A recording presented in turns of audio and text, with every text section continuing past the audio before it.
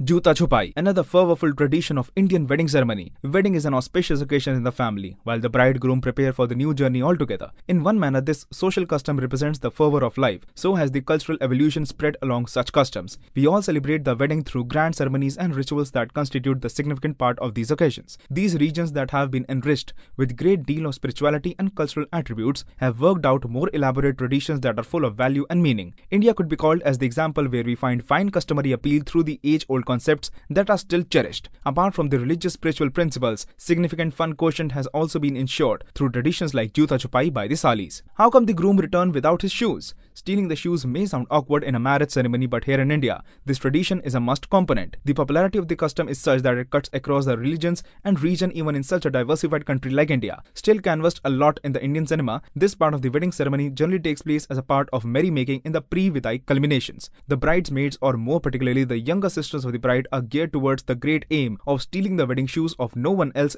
rather than the groom. The groom that gets ready after the elaborate wedding ceremony to head back with his charmed bride finds himself without his footwear. How come the royal Indian groom moved without his shoes? The question is of the paramount significance. The Salis are to be blamed for this act of bravery that they commit very secretly and as a dedicated team. It's time for the ransom. The ransom is now demanded from the groom for the return of the wedding shoes, and this ransom could be really big to test the might of the groom. The groom feels the desire deep to take the bride home at the earliest, generally remains silent and allows his male siblings, the brothers and the friends of Dula, to settle the deal, making out the negotiations. All the hype drama is offered a spicy makeover by the groomsmen that now want to do the bargains directly with the Salis, who are never willing to dole out the discounts. Interestingly, the ransom demanded is much more than the cost of the pair of shoes stolen, and this makes the tussle more negotiating type. The elders generally prefer to be the mute spectators at all these happenings and seldom do they interfere. After some negotiations, the bridesmaid and sisters agree at a deal and the shoes are handed over. The groomsmen, however, still prefer to make the choices before the girls and want the gang leader herself adore the groom with his shoes. Such requests are generally accepted as a mark of grace and respect towards the groom, who is now going to be the soulmate of the bride waiting for the vidai. There is a real fervor build up through this rasm, and thus it is such popular in the Indian society since ages.